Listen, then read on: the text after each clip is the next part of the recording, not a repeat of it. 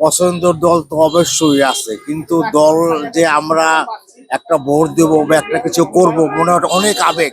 17 বছর ভোট দেবো বা একটা দল ছিল ক্ষমতায়, আওয়ামী লীগ বিএনপি সবই আমাদের জন্য ভালো, কেউ খারাপ না, আর কেউ ব্যাপারে খারাপ বলবো না। আমরা সব প্রার্থী দেখছি, আমাদের তো একটা মনে চায় যে নতুন একটা দল আসুক। এখন সেই দলের কথা বলতে গেলে তো সমস্যা, এটা তো মনেই আছে, বুঝছেন না?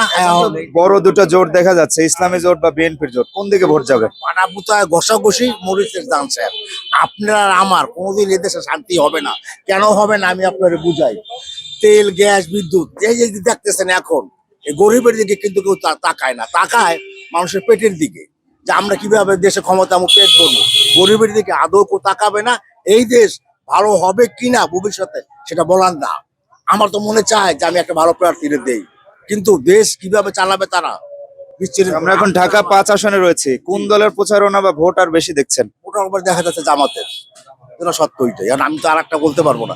আবার চোখে দেখতেছি যে আলোচনা, যা লোকজন মিছিল মিটিং জামাতের।